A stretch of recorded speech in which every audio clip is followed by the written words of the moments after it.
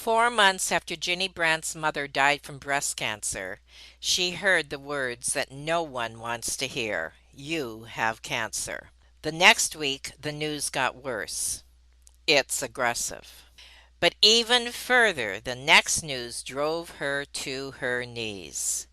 And that was, it appears cancer has spread to your lymph nodes and other parts of your body. How could Jenny accept these words when she was a health nut? With someone like her with no risk factors or genetics that had this grim diagnosis was almost more than she could deal with at the moment. But this is actually what drove Jenny on a quest to dig deeper. Have you ever felt like giving up, quitting, throwing in the towel?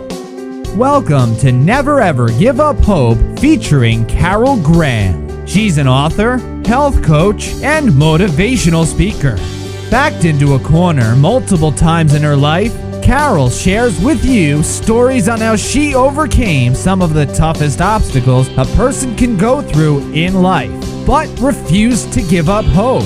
Rather than admit defeat, an opportunity was presented, and it involves each and every one of you. Carol will feature spectacular guests who will share their messages of hope, encouragement, and their inspiration to prove why life's adversities only make you stronger. And now, welcoming the host of the show, here's Carol Graham. Ginny Brant is a speaker and writer who grew up in the halls of power in Washington, D.C. She has battled cancer. She's also served on the front lines of American culture as a counselor, educator, wellness advocate, and adjunct professor. Brant's award-winning book, which we will definitely be talking a lot about today, Finding True Freedom from the White House to the World, was endorsed by Chuck Colson and featured in many TV and media interviews. Welcome, Jenny. Thank you for having me. It's good to be here. All right. And where are you from? I love that accent. I am from the golden corner of South Carolina. Oh, and you put it on a little bit there, didn't you? I did. All right. As a teenager, you survived Watergate trials with your dad, and your faith had to become front and center. So, how did that experience give you the strength to deal with your cancer diagnosis later in life? Well, to be perfectly honest, I was a mere 16 years old when I gave my life to Christ through a ministry called Young Life. And it was 6 months after that that my life as I knew it fell apart. Not only was my father zeroed in on for the Watergate trials along with Chuck Colson, and they said on national television that the two of them had ordered it. My mother before that had already gone into a deep depression, and we were already dealing with that. So everything I knew in life was crumbling beneath my feet. But I look back and realize that God intervened six Hmm. months before, working in my heart and bringing people into my life to teach me the power of prayer and mentoring me in His Word. And it was the power of prayer and His Word and that closeness with Him and realizing I couldn't do anything about my mother's circumstances. I couldn't do anything about Watergate, but I could give it to Him. And what's so amazing is when you look at that time period, I look back and realize that God went so far beyond my prayers. I just wanted my dad not to go to prison because that would leave me in charge of the family with my mother hospitalized. And God did so much more. He brought both of my parents through that. My mother to complete healing from her past background. She had a horrible childhood growing up. And he brought my father not only past the prison gates where he didn't go to prison, but he took him into full time ministry where he ministered around the world for another 25 years in ministry. So I learned that when times get tough, you turn it over to God and you depend on Him. And I learned that so many times in life that when cancer came, the first thing we did was my husband laid his hands on me and prayed for guidance and for healing. And we realized it was going to be a journey that would take us to the deepest roots of our faith. And it did. But had I not been through other previous circumstances in life in difficult times, I probably wouldn't have known how to handle this. Well, that's a testimony in itself. We could probably stop right there, and it would be an incredible encouragement from just what you said. And you just opened up all so many doors, and I appreciate that. So let's go a little deeper. When you first heard those doctors' words, then you have cancer. Walk us through the initial reaction and what your plan was and how to deal with it. Okay. It was just 4 months after my mother had died from breast cancer. I was still grieving her loss when I got the words. But right before I got the words, I found the tumor myself because I woke up in the middle of the night after doing a Charleston Cooper River Bridge run. My ring got tangled in my nightie. And as my sister would tell you, that was the providence of God that I found the lump myself. And so I didn't think it was anything. And when the doctor told me it was cancer, I was in shock because I was known as a health nut. I was eating healthier than the average American. I exercised and walked 3 and 4 times a week. I just wasn't the type to get cancer. And of course, I was a Christian who didn't drink and smoke and had a good a good faith life, you know? And so nothing about it made sense. But then the next week, that news got worse when he told me the cancer was aggressive. But the worst news came when I met with the surgeon and he shared the results of the MRI with me, which told even more. And he said, "Your tumor has planted other tumors and it appears to be in your lymph nodes and all over your body." And I was like, "What? I don't even feel bad." And so I asked him to show me that MRI because I just didn't believe it was my MRI. I wanted to check all these things out. And he flashed it up on a life size screen. And the shock and horror of it was part of the analogy in my book to the Wizard of Oz. It looked like a tornado had invaded my body. I just struggled. I couldn't deal with it, but it forced me to get a second opinion. And that was the best thing anyone can do in a serious medical condition. Your insurance pays for it, so go do it. And so I flew to Chicago to Cancer Treatment Centers of America to see what their doctors, radiologists, and surgeons Mm, said hmm. about my MRI and all my results. And I would get a different view up there because they would verify that we don't know yet that it's spread all over your body. And what we're seeing on that MRI, we believe to be inflammation caused from a biopsy that literally could have killed you. Oh my word. So the biopsy went bad, and it was not necessarily cancer spread all over my body. We would find that out from the surgery. So that gave me some hope that it wasn't. But all of this happening to me, that sent me on that quest to figure out, number one, what caused cancer, an aggressive cancer, in someone who I consider myself to be a health nut. And number two, if I've got to go through all these treatments, what can I do to get through the treatments with less side effects and help my doctors to beat this cancer? So what did you do? I read about 50 books by doctors, nutritionists, health nuts, research scientists. I attended cancer conferences with medical doctors. I listened to doctors lecture online. There are these summits, and I would attend like 5 or 6 a year that might have 30 different doctors talking about cancer and the latest research and what was causing it. And I mean, I just couldn't stop learning. And I went to the medical research and just Googled things that can help prevent cancer, things that can help you get through the cancer journey.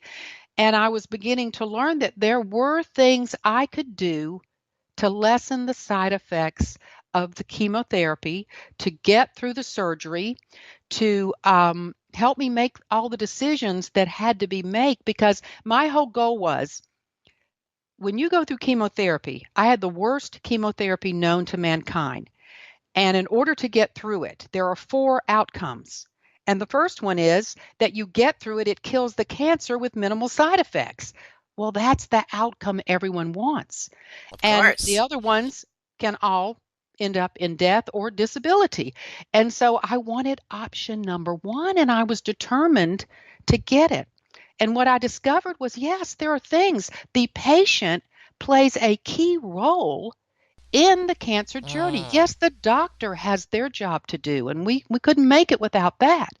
But the cancer patient's attitude, the cancer patient's lifestyle, what you dwell on, you know, how you use your faith to manage your emotions, all these things were going to make a difference in my journey. And I began to put them, apply them in my life as quickly as I could so that I would have a better outcome. Now, was there a conflict in your research between what you learned from the pharmaceutical industry, the industry, and the nutritional side?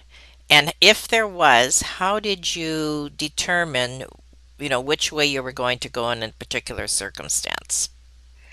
I didn't actually have a conflict with that because the cancer hospital that I was treated at in Chicago, Cancer Treatment Centers of America, put a nutritionist on my case and a naturopathic doctor. So they Hmm. were not in conflict with that. But I will tell you, after my fourth chemo, when I saw a doctor locally, oncologist, to get a second opinion because my chemo was so harsh and I wanted to see if I could lighten it up. And that doctor looked at me and said, I have never seen anyone go through this chemo regimen. And after the fourth chemo, you walked 2 miles this morning and you're smiling, even though you're bald as a bat. And that doctor asked me what I was doing differently. And when I told him, he started taking notes. And Wow. I didn't realize it, but he ended up researching what I was telling him. And he convinced the hospital system in Greenville, South Carolina, to start a cancer prevention and wellness center that would help cancer patients through the journey and help people prevent cancer. And it would also incorporate research. And now he is head of that part of the cancer center. I did not find a lot of conflict, but I do know there are doctors that think nutrition doesn't have anything to do with cancer. Right. It has a lot to do with cancer and mental health and many diseases today. We are what we eat.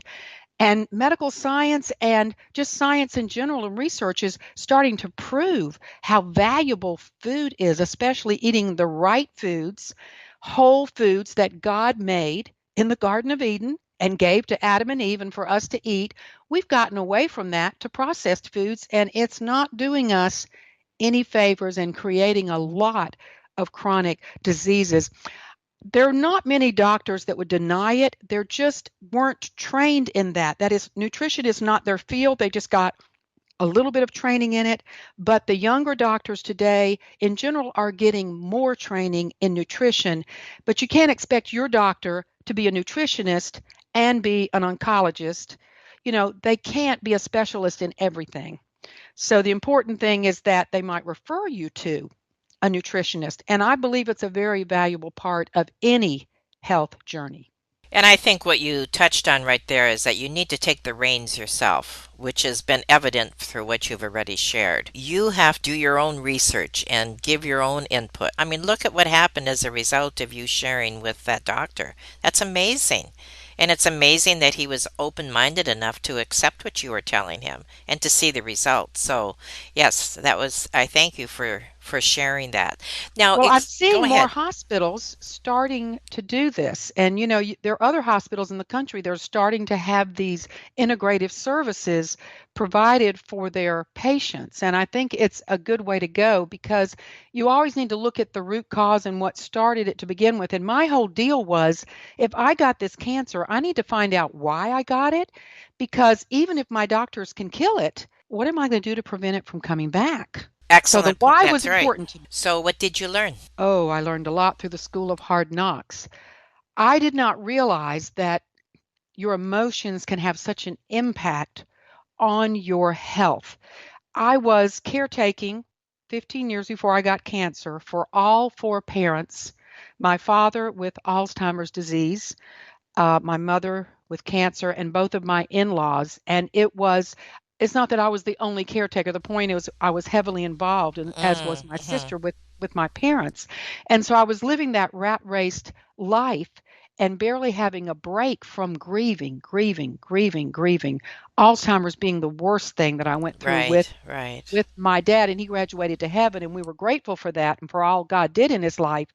But boy, was it a grief tunnel I couldn't get out of. So, long term grief, short term grief is normal.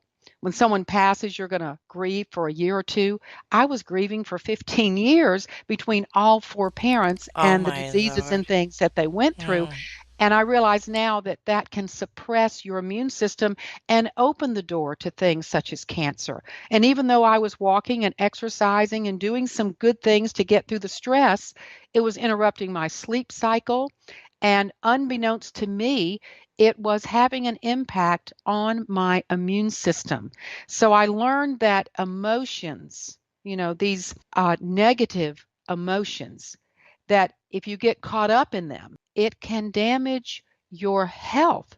But I also learned that many of the positive emotions actually promote healing in our body. So the more you can dwell on, the word of God and the promises in the Bible and meditate through prayer and gratitude in the middle of a cancer journey, yes, ma'am, amen. The more you're going to promote healing in your body when all those chemicals are tearing your immune system down in order to kill the cancer. So, as the doctor is having to tear down my immune system to kill the cancer, I am building it up with every resource I can find. And that was a large part of the secret to my success of getting through all these treatments. When I finished, Carol, the chemotherapy, my doctors were hooting and hollering and calling me their rock star cancer patient because all my blood work levels were back within Hmm. 6 weeks in the normal ranges. And they said for the chemotherapy I was given, it can take 2 years, up to 5 years. Some people don't ever come back to normal ranges. And so I realized that what I did actually did work and it made a difference.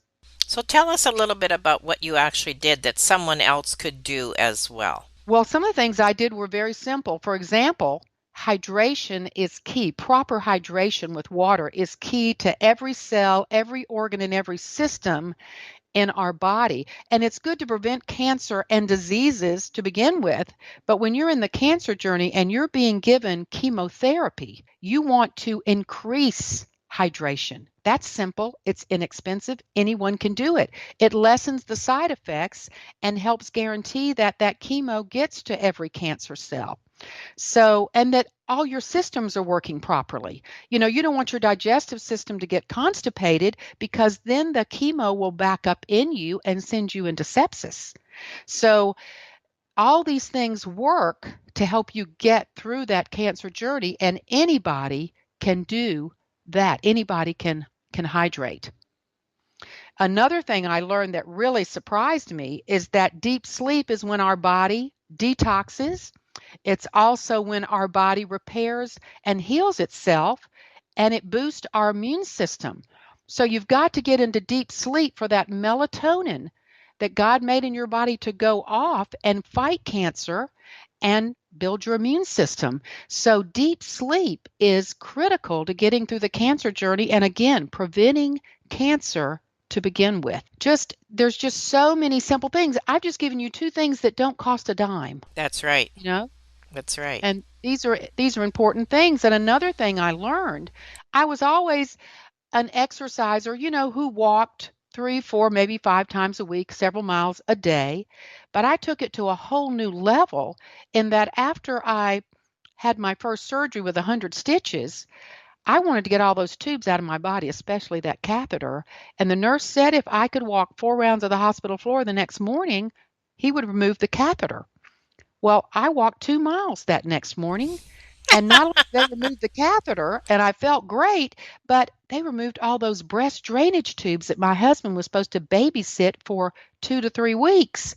So that was a victory in Jesus. And the exercise of walking, now I don't advocate people doing it if you don't have the energy and the balance. I had the energy, I had the balance. But my doctors were just, they were like, you not believe what you've done for your body because you were able to walk and lessen your blood clots and pump the anesthesia out of your body and jumpstart all your organs. And I mean, they said, you just not believe what you have done to help with your own healing by doing this. And then I get to chemotherapy, and I don't want chemotherapy. Who wants chemotherapy, right?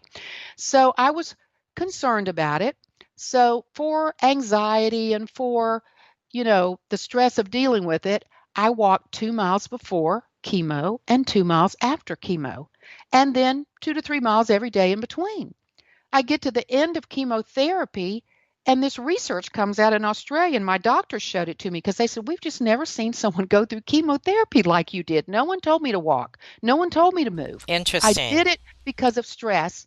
And then this Australian research, 30 entities came together in Australia to say that exercise is the best thing a cancer patient can do.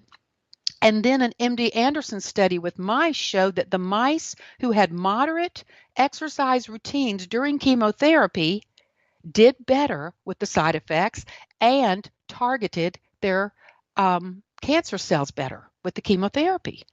So now doctors are starting to tell patients, move.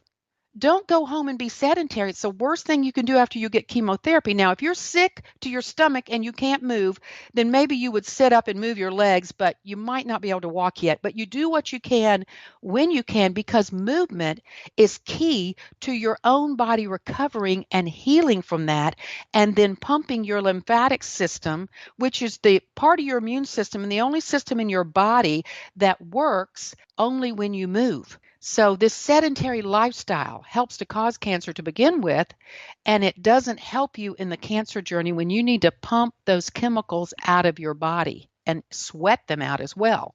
So, that lymphatic system must be moved, and the more you can move, the better you're going to do. Excellent advice. Absolutely excellent advice. Now, let's back it up previous to having a cancer diagnosis. What about prevention? My guess is a lot of what you already shared also helps in prevention. Is that correct?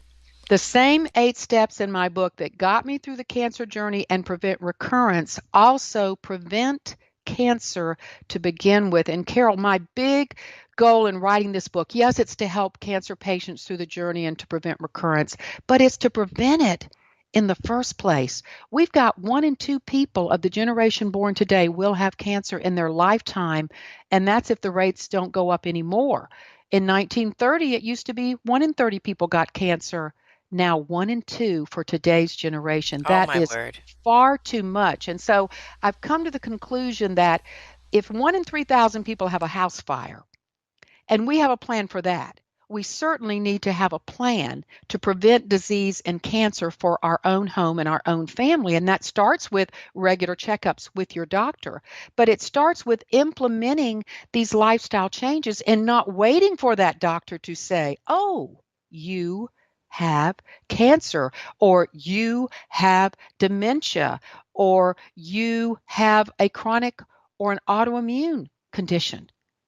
It's important that we look at these things first and look at what God says in the Bible about how we're to live. We're to eat plants. I'm not saying we have to eat all plants, but God provided them for our healing. So we need to eat more plants. We need to use food as medicine. We need to get exercise. God told us to take care of our temple. And we're not doing such a hot job because I certainly learned there was a lot of things I could improve. That's right. Now, is this what you address in your first book, Finding True Freedom from the White House to the World? Was that your cancer story as well? No, it was not, because that was way earlier. In that book, I address how a teenage girl's prayers at 16 years old in a desperate situation, the book shows how God answered my prayers and went far beyond them, taking my dad and I from worldliness and politics and the modeling field to missions and serving God. And so that book has really nothing to do with cancer, but it has to it shows my faith at a young age and how it grew exponentially through hardship and trials.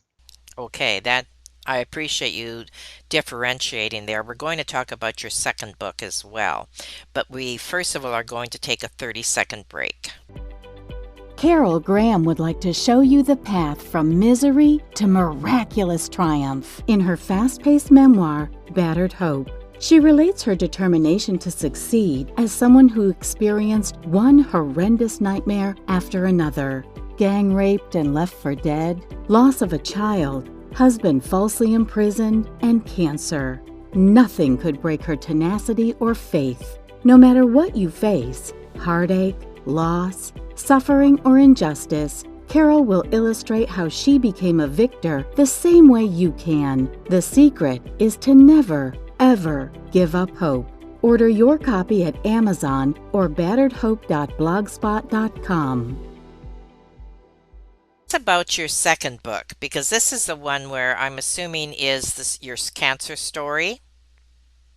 Yes, Okay, and definitely. that is entitled Unleash Your God Given Healing 8 Steps to Prevent and Survive Cancer. And also, it won a Golden Scroll Award.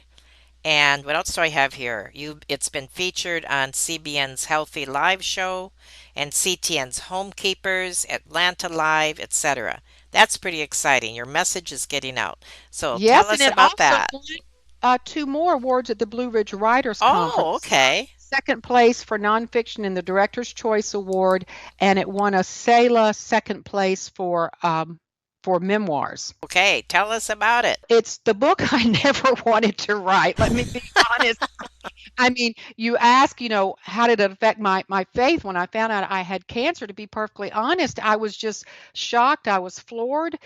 And I went up for my first surgery ahead of my husband in Chicago, and I asked to meet with the chaplain because I just didn't understand.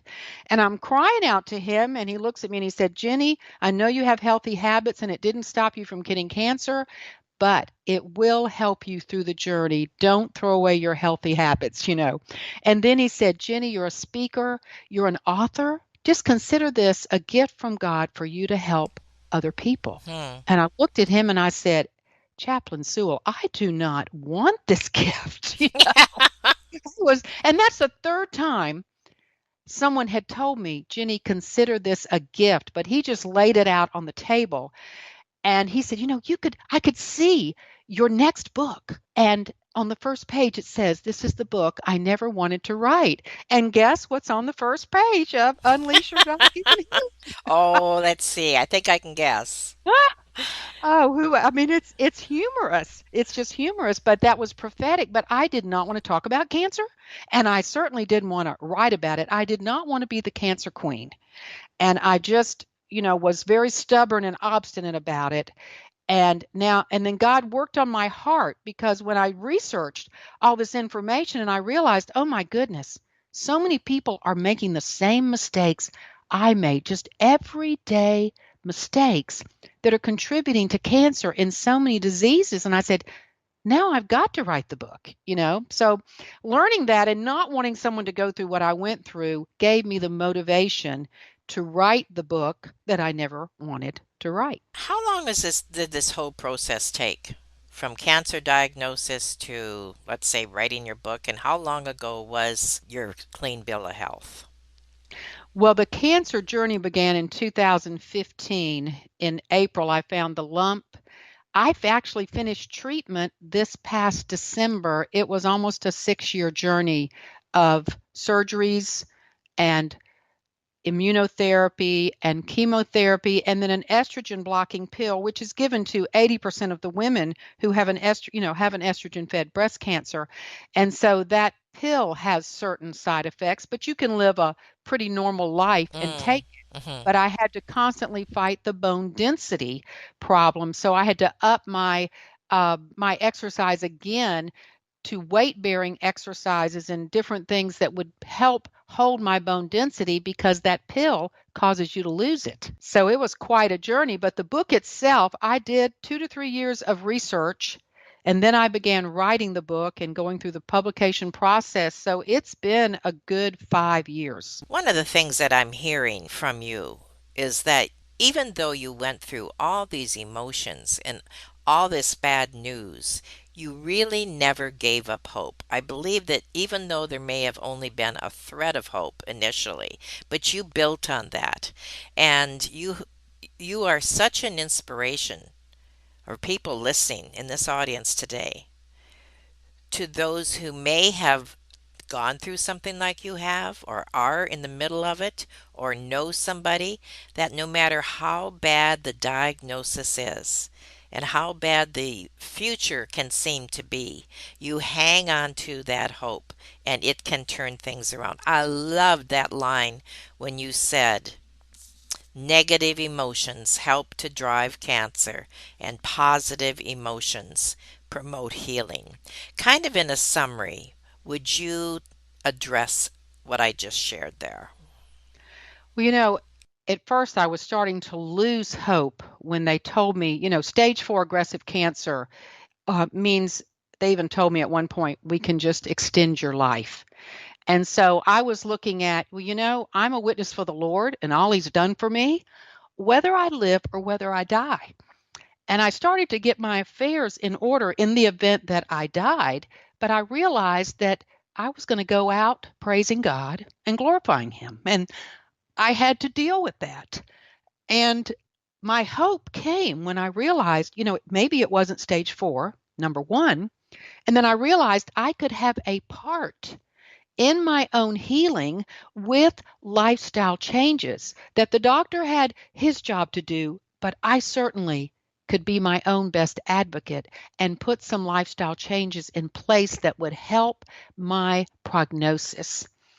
I did not realize until I researched that gratitude promotes healing Hmm, in the body, that meditation and, praising God, resting in his word, things like singing his praises, concentrating on Bible verses, laughing. I mean, all these positive emotions, just having hope, because you know that whatever happens, God's going to use it for the kingdom and he's going to use it for your good. And sometimes cancer is your ticket to heaven. And for the Christian, that's not the worst thing in the world. You know what I mean? We don't want to go through the process sometimes, but heaven is a wonderful place that we should look forward to.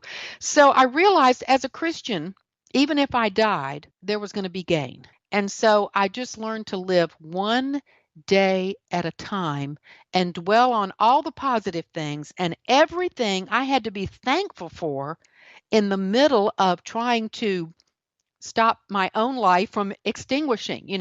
I'm walking through the valley of the shadow of death and I'm looking at the good things. And that's what Paul tells us to do in Philippians when we are in the trials of our lives. Pray about everything, give thanks in everything, and concentrate on all the good things, not all the negatives, because there were so many negatives. We had to start laughing at signing the papers that said lung damage, heart damage, um, kidney damage, and including death. I mean, the chemotherapy pages I had to sign every time I had chemotherapy were enough to scare you to death. wow, And all those things can happen. And but the thing is, if you dwell on that, you know, that's right. chemotherapy is probably not going to go as well. If you take a good Christian book to read, or take Christian music or a good Christian film to watch while you're doing chemotherapy for 8 hours and you're laughing and you're praising God, instead of, oh, poor, poor, pitiful me, I'm probably going to die from this and it's going to hurt and all, you don't concentrate on that. And that's what Paul told us. He was in a prison cell. He prays. He gives it to God. He looks for the good. He gives thanks, knowing God's going to use it. And that puts your body in a healing mode rather than a not so healing mode. Well, I really appreciate you coming on to never, ever, ever, ever give up hope because you are the poster girl for the show. That is definitely the story that we needed to hear and that I know many in the audience needed to hear today. Thank you so much. And I can't wait to share your story. And is there anything else?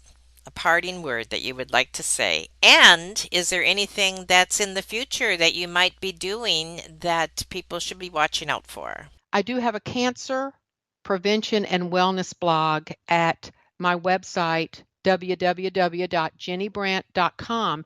You can sign up for the blog post, and I keep doing research and keep learning new things. And just, a few weeks ago, posted a blog post about how dense breast tissue has been added as a risk factor for breast cancer patients. This is new information, and the doctors are just starting, it's like a wave rippling out, and they're just starting to realize that if women have dense breast tissue, number one, like me, 3 mammograms can miss it, and number two, it does make you more likely to get breast cancer. It doesn't mean you will get it, but it makes you, it gives you a risk factor.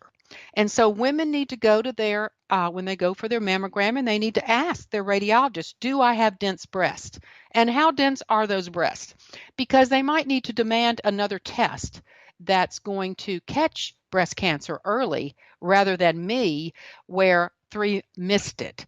So this is a new thing, and new things keep coming out every day with all kinds of cancers. And people need to be aware of that.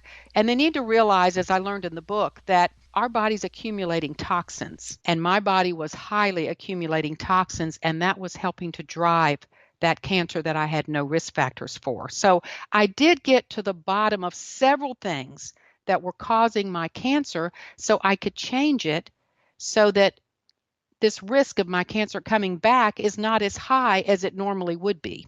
It's not that I can be guaranteed. I'm not promised tomorrow. No cancer patient that's been through what I've been through is promised tomorrow, but I can certainly make my chances better. Thank you. You've given us so much to think about and many resources. They're all going to be in the post show notes and people can tap in. I hope that they contact you, that they pick up your books, and we're looking forward to hearing more as we sign up for your blog posts as well. Thank you again, Ginny, for being on Never Ever Give Up Hope. Thanks for having me. Thank you for listening to Never Ever Give Up Hope, featuring Carol Graham. Did you know that most people succeed because they are determined to? Quitting was never an option. Carol loves your comments and will respond to each one. So please subscribe and review this podcast. A rating of 5 stars would be outstanding and appreciated. Remember, if you are still here, there is always hope.